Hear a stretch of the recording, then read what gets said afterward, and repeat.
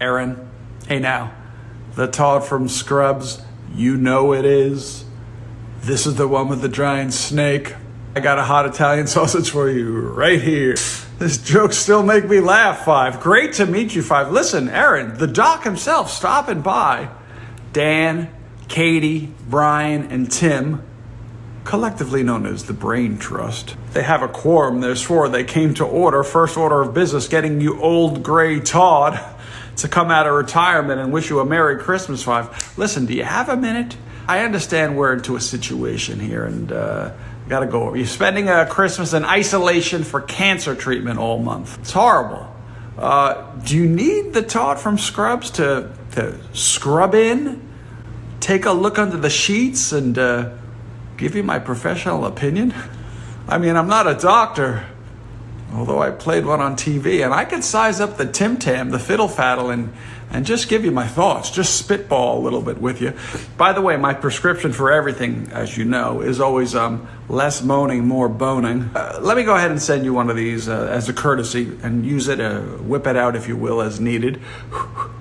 Miracle 5 from the Todd. Let me go ahead and send you a mental 5, so you know that I'm there in spirit, and you're not completely isolated. I was going to go ahead and bless you with the banana hammock. Let me go ahead and do that right now. Let me bless you and wish you good health and good tidings and health, happiness, and prosperity in the new year.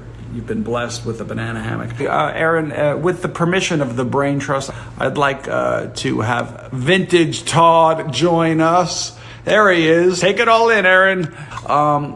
The Brain Trust thought it'd be interesting. Maybe they thought I'd have a funny story from you on this, from set or something. In the early years, the Todd was in shape, but as the seasons went on, season 5, 6, the Todd got tired, a little soft. And come season 5, 6, the makeup department would have to paint on a six-pack because there was no longer a six-pack on this body, Five. Just like Zorro in the midsection. You know, they spent 45 minutes just trying to carve out a couple of ribs. Vintage Todd, anything to add to that boring story? Okay, thanks. Listen, I hope you feel better. Get better soon, Five. I am rooting for you every step of the way. I'm glad the Brain Trust reached out. Just take it one day at a time. That was the portion of the video where the Todd gets deep, because the Todd's always trying to go deep, Erin. Merry Christmas. When I look at your future, it's all in front of you, and the best is yet to come, Five. From the Todd. Hi, Erin. Hey, Erin. It's Damien Cricket. Hey, hi. Merry Christmas. Happy New Year. Thank you so much for watching us on the show. We're thinking about you. Lots of love. Merry Christmas. Happy New Year. Lots of love. Bye. Hey, Erin. This is John Glaser here. Just chowing down on, and I'm not promoting these. I don't get paid by this company. This is a company called Candy Kittens. Sour watermelon gummies, and oh my God, I just can't stop eating them. I love them. So when I read everything here about what this video is for, I was like, this will be cool. This will be light and loose and funny. It said Christmas gift, sister. And so I was like, Christmas gift. Aw, sister. Aw, loves Parks and Rec. Aw, has cancer. Aw. And then I realized I said, aw, on cancer. And I was like, don't tell them that story. So I'm very sorry to hear that. Maybe you can watch this video over and over again. If it's deemed funny, that is. Right now, I'm not sure. This is the wild strawberry, and these are not edible. These are just regular candies, just so you know. Oh my God, these are so good. So you're going to be isolated all December, and that sounds rough. Hopefully you can maybe just do some movie marathons, get a bunch of great books. I personally, you know, I hope this is an okay gallows humor joke. I love alone time, you know, but I think the main reason I'm here, besides this Christmas gift for you, is I gave Big Brother Dan a 50th pep talk last year, and she said he's being such a, she wrote P word, I'm assuming that means priest, about turning 50, while you are spending all of December alone in a cancer ward. So I guess I'm supposed to sufficiently rip on Dan for being such a, let's just say it, a fucking pussy. In Dan's defense, when I turned 50, it was tough. I'll tell you this, I will be honest, 50 hit me way harder than I ever thought it would. It hit me harder than I thought it would. it's hard because I empathize. Been there, done that, turning 50 and all that, and, you know, getting a colonoscopy. That was a finger up the buddy. That's prostate. Sorry. Although, wait a minute. Maybe this will be a good video to keep you company. Although, probably not great that I'm eating stuff that you probably aren't allowed to eat. In which case, apologies. Maybe it'll prove as inspiration. Like, all right, I'm going to fucking beat this thing. I'm going to work hard so I can taste one of these candy kittens. May your mere presence alone shame Dan every waking second. You know, best of luck fighting this. Sending good thoughts. Here's a final shot of my dog who just jumped up. That's Gatsby. What a sweet thing to go out on. All right, take care, everybody. Hello. Happy holidays, Erin. This is Emmanuel Lewis, the one and only, from your TV show, Webster. First of all, you're courageous, and I know that you have a heart as big as the brightest star in the world. My heart and love goes out to you and the entire team, the family, everyone that is out there giving you their all, pulling for you, giving you blessings, love, all of that good stuff. I've got to tell you about a funny story back in the day of Webster. We were having some difficulties on the set. These are stories that I don't tell at all to different people because they put it in the wrong context. And I've had more great memories than any kind of bad memories on Webster at all. But this is one of those times where they are concerned with how I'm processing what's going on, that this young little kid from Brooklyn, is getting the attention that he's getting. And quite frankly, at 12, I never really could understand it and process it the way that everybody else did. I'm the only kid on the set, so everybody's 20-30 years my senior. So there's we want to get him a little evaluation, and we're going to send him to a psychologist or someone that we believe that could talk to him and that he would open up to. I'm a kid from Brooklyn. We thought all shrinks were quack. Wasn't far from the set, but it's in this area that I had never been. Mom couldn't go. Mom can't go? What do you mean Mom can't go?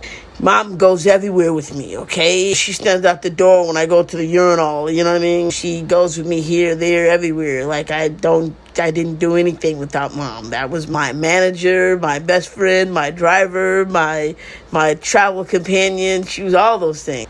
So I get to this building and I knock on the door, and I open the door, and it's the Fonz. It's Henry Winkler from Happy Days. Now, I'm the biggest fan of Happy Days. I've watched this show religiously. But he's got on full beard and he's dressed casual. He's not in the jeans. He's not in a blue jeans shirt. I ain't never seen him not dressed in uniform. I've only seen him on TV like everybody else. So I'm oh snap! Yo, they set me up with the Fonz.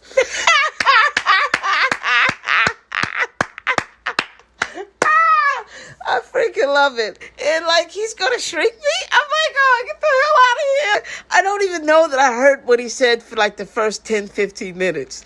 You know what I mean? I'm huh? Yeah, I don't know. They got problems over there, but it sucks. How do you feel about it? And I was just trying to be as polite as I could be. But I was starstruck. I mean, come on, who didn't watch freaking Happy Days, okay? I saw all the episodes. Every time he went to the girls' bathroom and knocked on a wall or whatever, snapped his finger, the jukebox came on, all of that. And it was so crazy that he was the one they sent me to open up to. I don't know what I said to this day to him.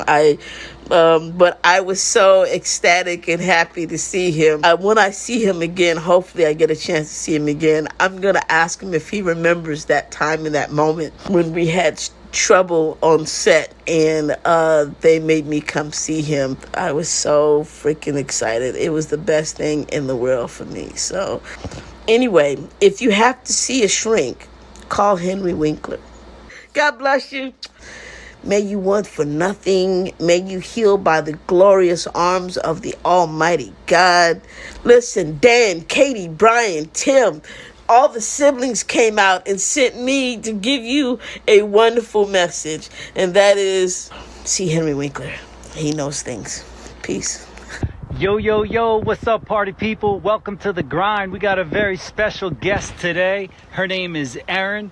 She is a limitless being of light, comes from a star system far, far, far away. Whatever she visualizes, whatever she puts into her heart, she manifests into reality. Hi, Erin. I'm sending you lots of love from the beautiful island of Kauai. And your family, your friends, they all love you so much, and they asked me to send you this message, and they asked me to share a story to lift your spirit. When I was getting ready to do my first show of The Grind, I could not even feel my legs. That was a terrifying experience for me. I cannot imagine what you must be going through, but I want to let you know that your heart and your mind and your imagination is so powerful that you can manifest anything you desire. My love, my heart, my soul is reaching out to you from these beautiful islands of Hawaii. I believe in you, and I want to send you so much light and so much love on this beautiful day. Merry, Merry Christmas, and many, many, many more. You got this. I love you. And maybe I get to meet you someday. Many blessings from the island of Kauai. Yeah. Nice. Hey, Erin. It's me again. And I was thinking about something that I could share with you. A story that maybe not too many people know. That would require me to be vulnerable and transparent, to really give you a Christmas gift. And this is not a story that I've shared publicly, but I'm going to share it with you now. When I was in my mid-20s, when I decided that I was going to leave The Grind for personal reasons because of differences that I was having with the network, we were filming under the Brooklyn Bridge. And it was a beautiful summer day. I had a dream that night. I was driving in a car, and behind me was a red truck. And I heard this voice saying, "I've got you. I've got you now." And when I came around the corner, there was this open field with flowers and daisies. And over the hill were all these kids that were marching in a band. It was like dun, dun, dun, dun, dun, dun, dun, dun, dun, dun, and it was like Eric. The night before, I told MTV that I wasn't coming to the filming because I wasn't happy with some things that were going on. Actually, Jenny McCarthy was coming on to the show to host a number of shows by herself, and I took it very personally. I felt like that was my show, and I didn't want to give it to anybody else.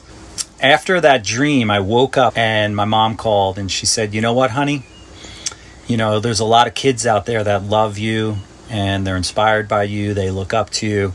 You know, maybe think about them. And if you want to leave, you can leave, but at least, you know, fulfill your obligation." And I said, "You know what, Mom, you're right. I'm going to do it for the kids."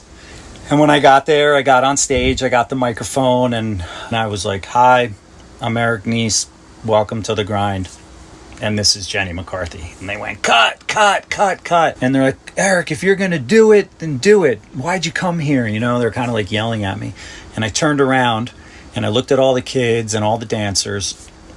And I said, "I just want all of you to know this is going to be my last day of filming. But the reason why I'm here is because of you." And, you know, I did all the shows.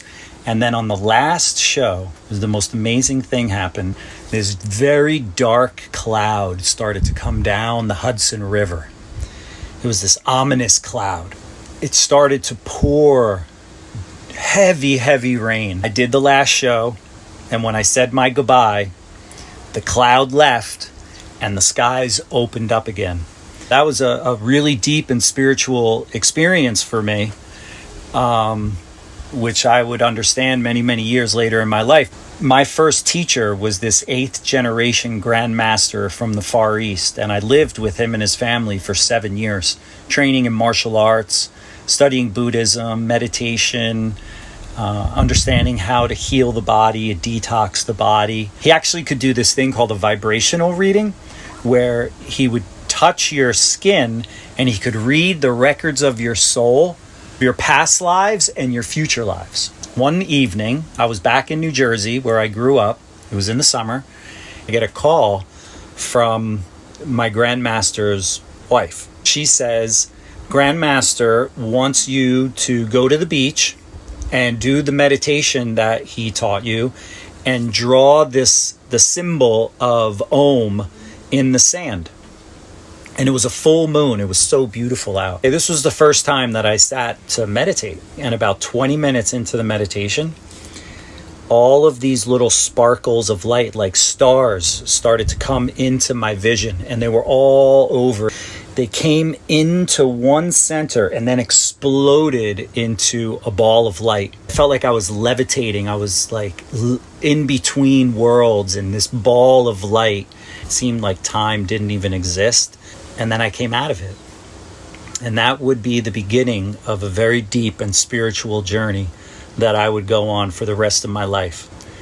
I've actually participated in almost 400 ayahuasca ceremonies, and I've seen some really amazing and incredible things. I've come to realize and understand that we are so powerful.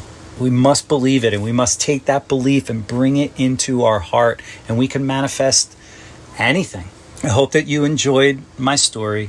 I want to wish you a very, very Merry Christmas.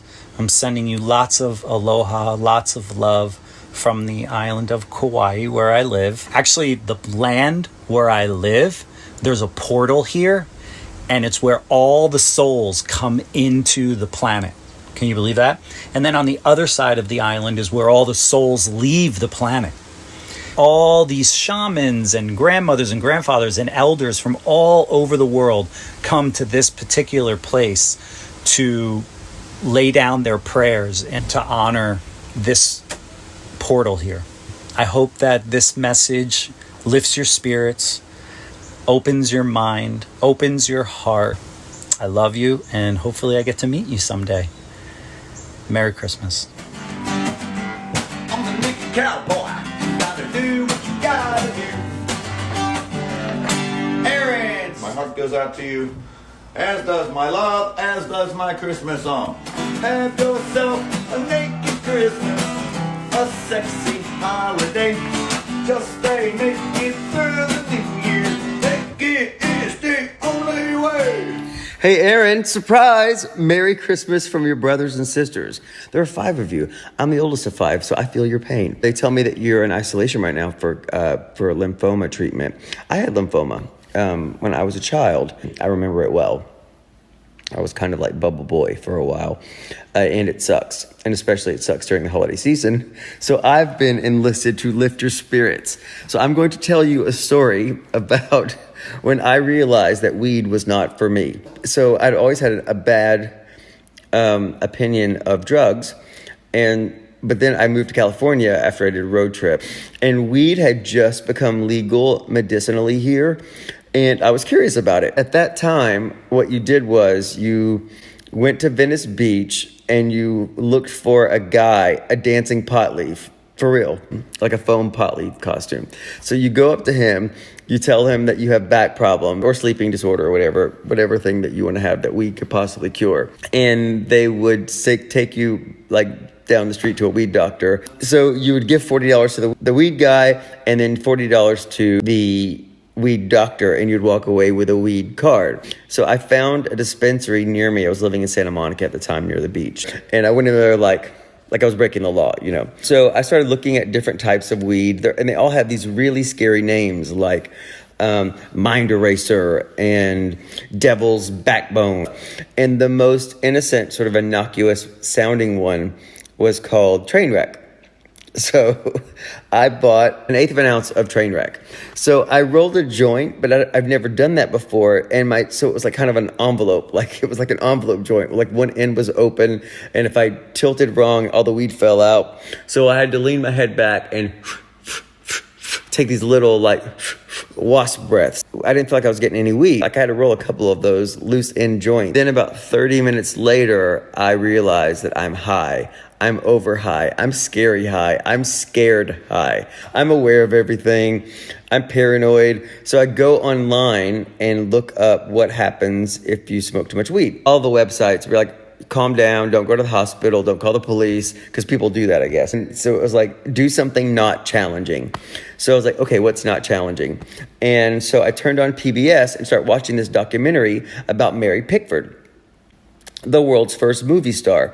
Now, I don't know if you know much about Mary Pickford, but we don't have a famous person in this world who's as famous as Mary Pickford, because never in the history of man have people been able to see the same thing in Shanghai, China, and in Toledo, Ohio at the same time. It was the first time we could all share the same experience. So Mary Pickford was the most famous woman in the world at the time. So I'm watching this documentary. I don't know anything about her. I mean, I know she is, but I know nothing about her. And about halfway through it, I start predicting things that are going to happen to her. I'm like, she's going to get married to Douglas Fairbanks Junior or senior. I don't know if it was junior or senior. I think it was junior. And she did. Then I'm like, she's going to go on her honeymoon on a boat to London. And she did. And so I'm like, how do I know these things? Am I Mary Pickford reincarnated? And I was laughing at myself. I was like, you're so stupid. Like, that's a big logic jump. But then I look on the internet and saw that she died the same year that I was born. And I sit there and I'm watching it, and then I'm like, she's going to found United Artists, and she did. So at this point, I'm close to freaking out. I'm like, calm down. There's no way you're Mary Pickford reincarnated. But then I was like, but she did feel unappreciated, and I feel unappreciated. So stupid. She is in entertainment, and I'm in entertainment. And I say it to myself out loud: if she gets an honorary Oscar in her living room, when she's like in her 80s, I'm going to lose my shit. Well, she got that Oscar and I lost my mind. I was Mary Pickford reincarnated. And by this time, it's like 1 o'clock in the morning. And of course, everybody's in bed. So I'm leaving voicemails. So the next morning, I wake up like this. What the hell happened last night? I have no other logical explanation than the fact that I am Mary Pickford reincarnated. Then I saw my voicemails, and I listened to the first one, and it was from a guy I've known for years named John. And this is what it said. Who's Mary Pickford? What the hell's happening over there? Call me back. This is what my voicemail to him said. Hey, John, it's DJ. I'm scared. I'm Mary Pickford. And I was like, is it possible that I got so high I hallucinated this? So I went on the internet and pulled up the listings from the night before. It had played. I had watched the Mary Pickford documentary. But it's sometimes at the end of the night, PBS runs out of programming and they play the last thing twice. In the middle of the second viewing, I was like, this is familiar to me because I just seen it. So that was the day I realized that weed was not for me. And I haven't touched it since. It makes me think I'm reincarnated silent film stars. They should put that on the label. That's my story, and I'm sticking to it.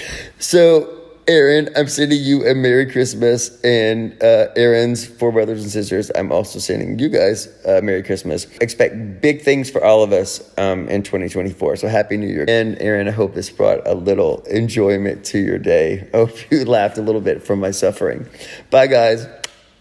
What's up, Erin? Ethan Zohn here, winner of Survivor Africa, loser of Survivor All-Stars, loser of Survivor Winners at War. And Erin, you are never, ever going to believe what happened. I found a hidden clue around here that let me know, hold on. You're a big fan of the show Survivor, so I just want to say thank you. Did you watch Winners at War? Did you watch it? We could have cheered a little bit harder, Erin, because that place was torture. The place literally almost killed me. But let me see what else is in this little clue. It also let me know that we are part of the same tribe, and that's the cancer-crushing tribe. So from one lymphomaniac to another lymphomaniac, You got this. You're going to crush this. And I know you are in isolation right now. Been there, done that. I had CD20 positive Hodgkin's lymphoma, 22 blasts of radiation, multiple forms of chemotherapy, and 2 stem cell transplant. My advice to you in transplant is this: the bed is a trap. Stay out of the bed as long as you can. You go in there to sleep and that's it. Try to drink fluids, try to exercise, and get yourself a really powerful medical cannabis card. Talk to me, call me if you need me. I can help you out with that. Let's see what else is in this little clue.